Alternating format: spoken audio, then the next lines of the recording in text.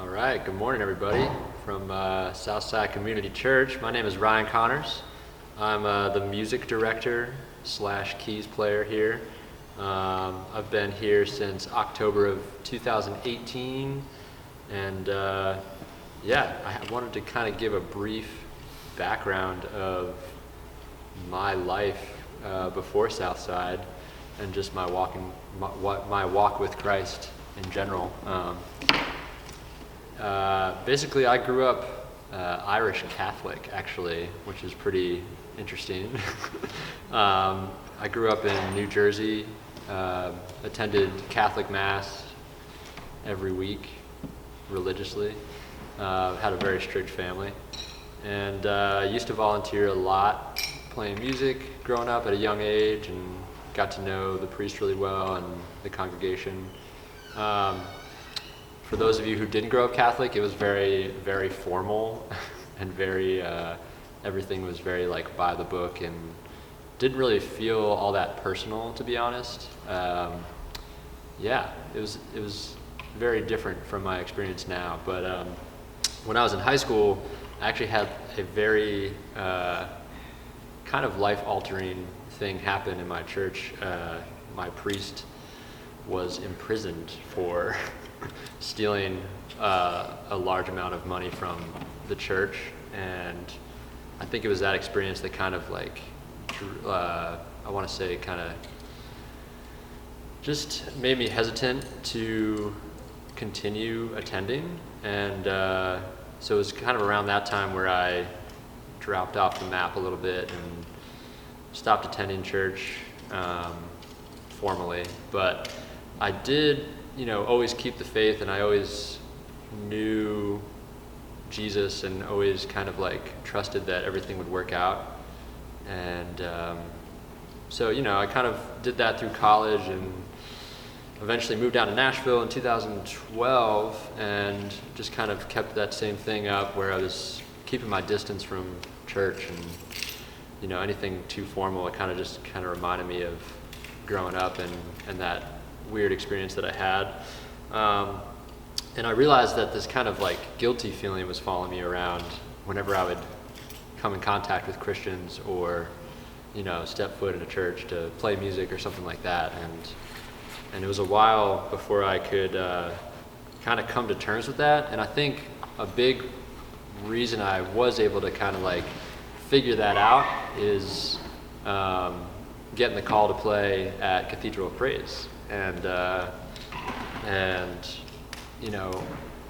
started, I feel like God kind of called me in through the music, and he knew that I loved gospel music and the musicians that played it, and so I felt like I was like among family again, just kind of like seeing musicians that I recognized and loved and loved playing music with. So they kind of taught me the ropes, and I ended up playing at a church in Clarksville for 2 years, and it was during that time where a guest preacher came in and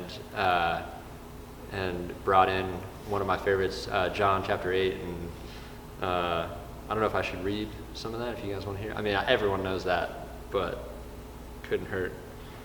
But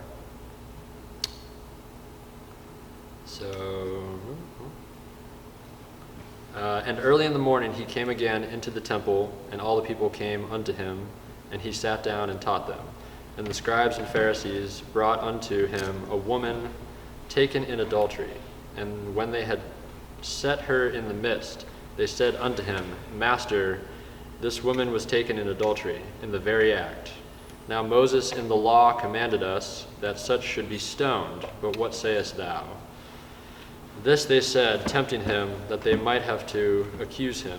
But Jesus stooped down and with his finger wrote on the ground, as though he heard them not.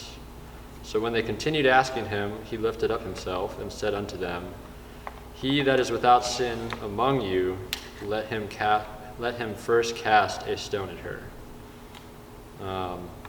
And so this, obviously, when the preacher delivered it, it kind of just woke me up and just like made me kind of start thinking about stuff differently. And I think it was that moment where I just realized like, okay, Jesus was the first to forgive people for anything at all, and just like me feeling guilty about not being at church anymore and just feeling weird about where I fit into Christianity in general was kind of a wake-up call for me, and just like a sign of love, and just like it's like, okay, cool, like I do trust in my relationship in Jesus, even if I don't feel comfortable in a church necessarily, you know.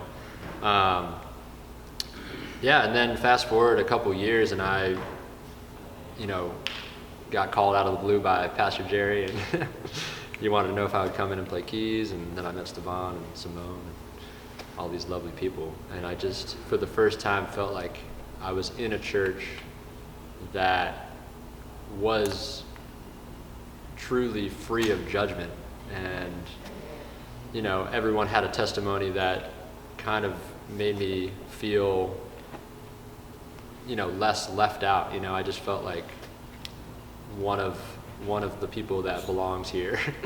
And so I just, you know, I think that's so important, especially at a time right now where the country is so divided, and, you know, among that you have Christians that are just so divided, you know, who just have extremely different beliefs. It might not be, you know, about the Bible necessarily, but just like, you know, whether it be a race thing or, you know, there's so many problems right now. I just think it's so important to not cast judgment, and to show love and show the love of God to all of our brothers and sisters, and be willing to have hard conversations and try to figure out what it is that's coming in between us all, you know.